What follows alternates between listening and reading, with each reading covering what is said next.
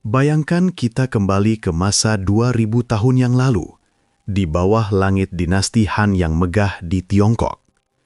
Di masa itu, bumi bukan sekadar pijakan, melainkan entitas misterius yang bisa mengamuk kapan saja tanpa peringatan. Rakyat hidup dalam ketakutan akan getaran hebat yang meruntuhkan rumah dan merenggut nyawa. Namun, di tengah ketidakpastian itu, lahirlah sebuah pemikiran revolusioner yang akan mengubah cara manusia memandang bencana alam.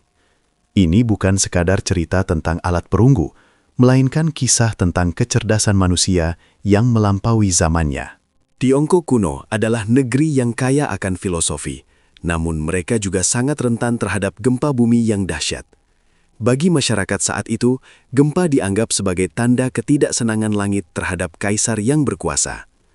Suasana politik sering kali memanas setiap kali tanah bergoyang, menciptakan ketegangan antara takdir dan kepemimpinan. Ilmu pengetahuan belum memiliki jawaban pasti, dan mitos sering kali menjadi satu-satunya pelarian bagi mereka yang ketakutan. Disinilah tantangan besar muncul, bagaimana kita bisa mendeteksi kemarahan bumi sebelum terlambat. Ketakutan terbesar bukanlah pada getaran yang terasa, melainkan pada ketidaktahuan tentang dari mana bencana itu berasal. Seringkali, gempa besar terjadi di provinsi yang jauh, namun dampaknya baru diketahui berhari-hari kemudian setelah utusan kuda tiba membawa kabar duka. Keterlambatan informasi ini berarti bantuan datang terlalu lambat, dan ribuan orang menderita dalam kesendirian. Kaisar membutuhkan mata di setiap sudut kekaisarannya, sebuah cara untuk merasakan denyut nadi bumi bahkan dari jarak ratusan mil. Masalah ini menjadi teka-teki yang menghantui para pemikir terbaik di kekaisaran. Lalu, muncullah seorang pria bernama Zhang Heng, seorang polimatik yang kecerdasannya mencakup astronomi, matematika, dan sastra. Dia bukan hanya seorang pejabat, tapi seorang visioner yang percaya bahwa alam semesta mengikuti pola yang bisa dipelajari. Zhang Heng menghabiskan waktu bertahun-tahun mengamati bintang dan pergerakan benda-benda di sekitarnya.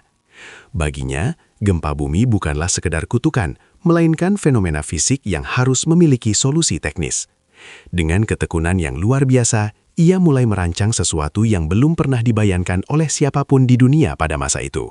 Pada tahun 1302 Masehi, Zhang Heng akhirnya memperkenalkan ciptaannya yang paling menakjubkan, Houfeng Didongyi, atau instrumen untuk mengukur angin musiman dan pergerakan bumi.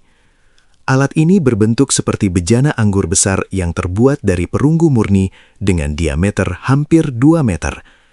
Penampilannya sangat artistik, dihiasi dengan ukiran gunung, kura-kura, dan burung, mencerminkan harmoni alam.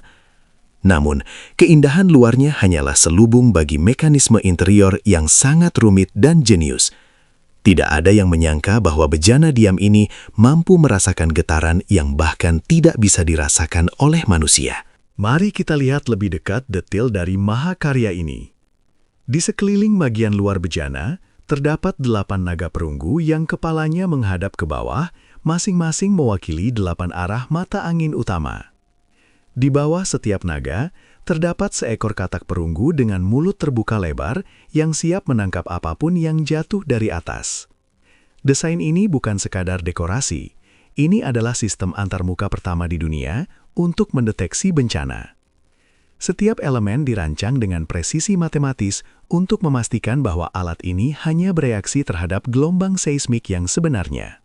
Rahasia sebenarnya terletak di dalam bejana tersebut, tersembunyi dari pandangan publik. Di tengah-tengahnya terdapat sebuah pendulum gantung atau tiang pusat yang sangat sensitif terhadap getaran lateral.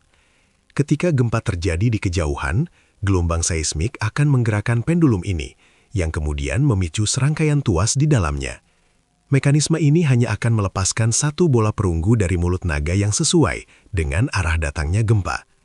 Bayangkan, tingkat ketelitian yang dibutuhkan untuk membuat alat sensitif ini tanpa bantuan sensor elektronik atau listrik. Namun saat Zhang Heng memamerkan alat ini di istana, banyak pejabat yang merasa skeptis dan bahkan menertawakannya. Bagaimana mungkin sebuah bejana perunggu yang diam bisa tahu apa yang terjadi ratusan kilometer jauhnya tanpa ada getaran yang terasa di sini?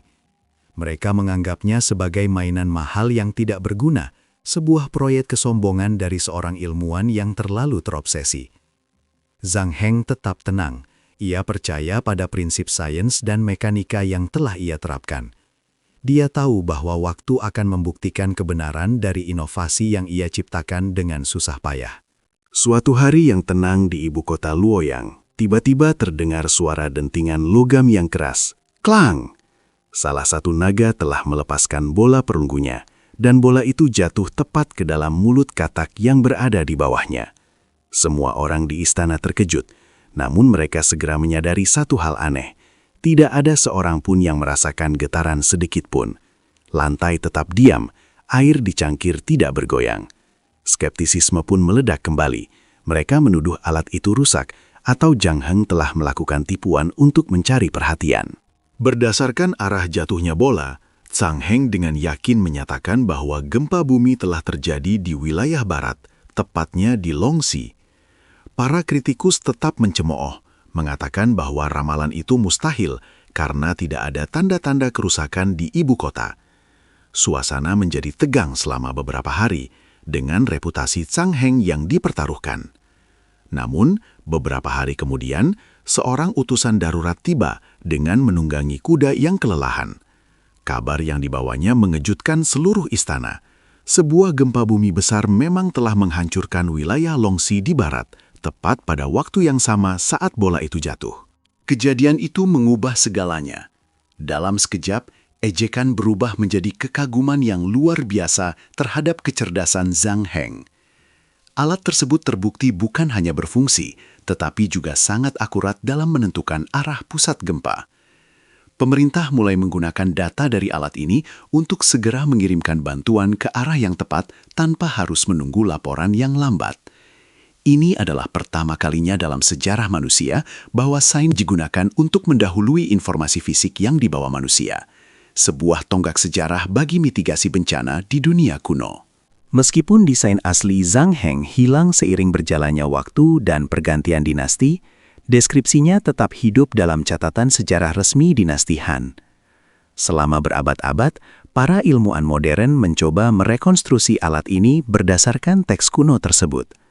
Tantangannya sangat besar, karena mekanika pendulum yang begitu sensitif sulit untuk ditiru dengan bahan yang sama. Namun, setiap replika yang berhasil dibuat membuktikan satu hal. Prinsip dasar yang digunakan Zhang Heng adalah dasar dari seismologi modern yang kita gunakan saat ini. Pencapaian Zhang Heng ini membuktikan bahwa inovasi ilmiah sudah berkembang sangat awal dalam sejarah manusia, jauh sebelum revolusi industri di barat. Tiongkok kuno telah menunjukkan bahwa dengan pengamatan yang teliti terhadap alam dan penerapan logika mekanika, manusia bisa mengatasi tantangan alam yang paling menakutkan sekalipun. Alat pendeteksi gempa ini menjadi simbol kecerdasan timur yang menghargai harmoni antara manusia dan bumi. Kita diingatkan bahwa teknologi bukan hanya soal listrik dan sirkuit, tapi soal pemahaman mendalam tentang bagaimana dunia bekerja. Kisah ini mengajarkan kita untuk tidak pernah meremehkan ide-ide yang tampak mustahil. Terkadang, solusi paling jenius lahir dari kesederhanaan yang dipadukan dengan observasi tanpa henti. Zhang Heng telah mewariskan lebih dari sekadar alat perunggu. Ia mewariskan semangat keberanian untuk bertanya dan mencoba di tengah keraguan massal. Di dunia sekarang yang penuh dengan teknologi canggih, kita masih bisa belajar banyak dari ketekunan seorang ilmuwan Han yang mendengarkan bisikan bumi melalui naga-naga perunggunya. Terima kasih telah mengikuti perjalanan luar biasa ke masa lalu ini. Jika kalian terinspirasi oleh kecerdasan Zhang Heng dan keajaiban teknologi kuno ini, jangan lupa untuk menekan tombol like dan bagikan pendapat kalian di kolom komentar. Apakah menurut kalian ada teknologi kuno lain yang lebih hebat dari ini? Jangan lupa subscribe untuk konten sejarah dan sains menarik lainnya setiap minggu. Sampai jumpa di kisah luar biasa berikutnya, tetaplah penasaran dan teruslah belajar.